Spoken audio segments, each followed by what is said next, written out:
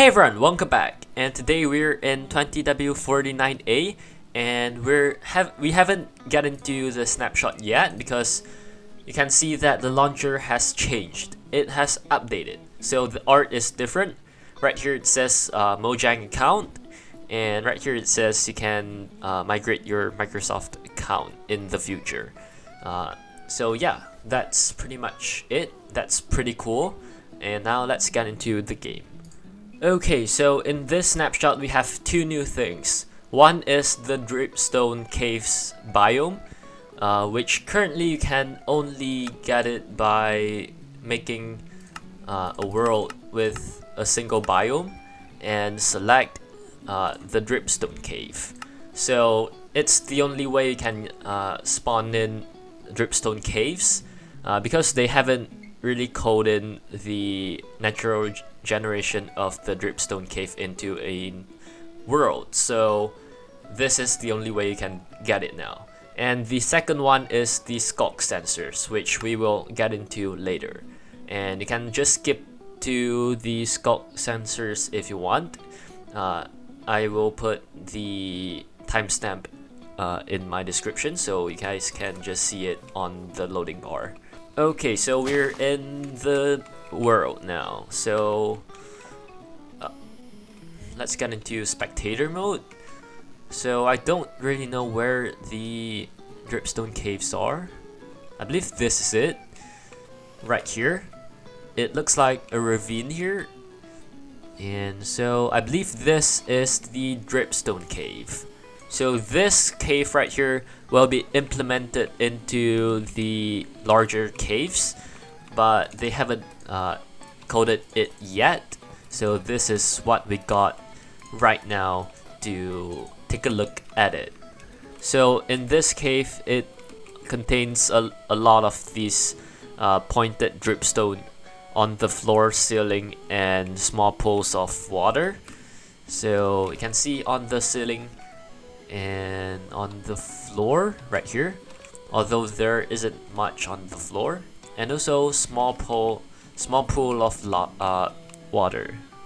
Yeah, so these are the small pools, and in some places you'll find some larger stalagmites, stalactites, and columns built from dripstone block. So I believe this is the dripstone block. So yeah, dripstone block, and this is the pointed dripstone. And this right here is just another amethyst geodes. So this is not in the Dripstone Caves. It's just so happens to generate right here. So that's pretty much it for this cave. So now let's go into the other world to... Actually no, we can just use this world. Oh, so the spyglass has changed. I believe this is from the last snapshot that I missed. That's pretty cool. So I've seen people doing this, which apparently you can get lava out of like this, and basically you can just put any liquid above the pointed dripstone and you can collect the liquid, but it doesn't really drain the liquid up here. It just duplicates the liquid up there. So you can replace this with water and you can see it starts to drip water, and there's also sound.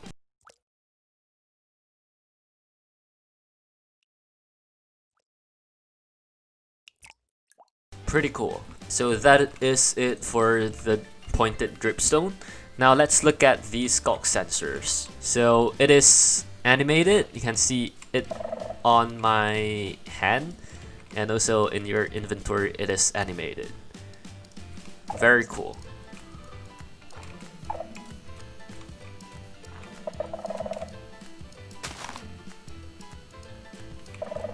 Okay, that's pretty cool. So let me just read it out of the article. So it says, introducing the bizarre tendril-filled world of Sculk. Prepare for Sculk Sensors to creep you out with their unique abilities to detect vibrations nearby. A vibration is anything that causes physical motion. If you're careful enough, there are some motions that are undetectable to sensors by sneaking. So these sneak-friendly vibrations currently includes walking, falling to the ground, or shooting projectiles. So basically, those are some safe ways to not send vibrations to the Sculk sensors. Like right now, you can see I'm sneaking, and I'm not sending any vibrations. But as long as I unshift, I'm sending the vibrations. And I'm sneaking. No vibrations. These Sculk sensors will not listen to vibrations that are directly created by other Sculk sensors. So I believe what it says is that if this Sculk sensor somehow creates a vibration, the other Sculk sensors will not receive it, or else I believe it will create a loop which never ends sending the vibrations. So I think that's what it's for. Yeah, just like that. It will not send vibrations to the other Sculk sensors. As for the speed of the signal sending to the Sculk sensor, it's when a vibration is detected, a signal is sent from the source location where it is to the sensor at a speed of 1 game tick per block. For reference, there's 20 game ticks in 1 second, and it travels 1 game tick per block, which is 20 blocks per second. Also, when a signal is sent to the Sculk sensor, additional vibrations will not send a signal to the Sculk sensors. So for example, walking sends a vibration. Placing a block also sends it. But when you walk, I send a signal, and you can see when I place the block, there isn't any signal. Or when I break this block, and when I walk, there's no signal. Like that. And when a signal has arrived, and it's no longer black like this, where it's like this, it will be activated for 40 game ticks, which is 2 seconds. And the radius of vibrations that are able to send to the Sculk sensors is 8 blocks in radius. So that means in a sphere like this. Imagine there's a sphere, and that's the radius that you can send a signal to the Sculk sensors. So the efficient tool to mine a Sculk sensor is a hoe. This is a stone hoe, so it takes a little bit longer. Let me get a better hoe. So right here I have a diamond hoe, and you can see it mines pretty quickly. So it's another block the hoe is assigned to break. Like previously they added hay bale, and I believe, yeah, sponges. So now we have another new block that is assigned to the hoe to break. And apparently Sculk sensors can also be waterlocked like that, so they will not break. And it works the same, I believe, in waterlock stage. So now let's get into the redstone part of the Sculk sensor. So you can get a redstone signal out of the Sculk sensors, and it will last for 40 game ticks, which is 2 seconds.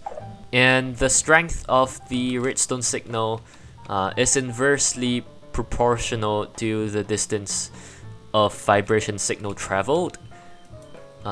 So that's pretty interesting. So this means that the closer the vibration is, this means that the closer the vibration is, the stronger the redstone signal will be. The output is also scaled based on the Sculk sensor's radius, so it can reach the max redstone signal strength when the vibration is 0 distance away, directly on top of the sensor. So that means here. Wait. Oh, okay. So it means right here, where you can send the maximum redstone strength, where you stand on top of the Sculk sensor, which is the closest you can get to the Sculk sensors, so it makes sense. And apparently it gets even messy with vibration frequencies. Yes, things have frequencies here. So Sculk sensors have a unique interaction with comparators, like this, where it can sense redstone signal. Each vibration in the game falls under a certain frequency value, and this value can be measured with a comparator, like this. With the right contraption, this allows you to detect when a certain action has occurred nearby. So basically it says that it is very useful in redstone machines, where you can detect various actions by a player or an entity and output the results that you want out of that action. So now let's hop out of Minecraft for a bit, because I'm not going to say every single one of these. So right here we have a table. So right here is the vibration type and the frequency level, value, sorry. So you can see for yourself, these are the things with their frequency value. And basically what it means is that how much redstone signal will it output. So if it's step, which is walking around, it will just give out 1, which you guys can see later. And basically these are the actions that a player can do and the output of the redstone signal. So let me show you. If it's walking, you can see there's only 1 redstone signal getting output. But for placing a block, it's 12. So you can see when I place block, the output is 12. So that basically is what it means.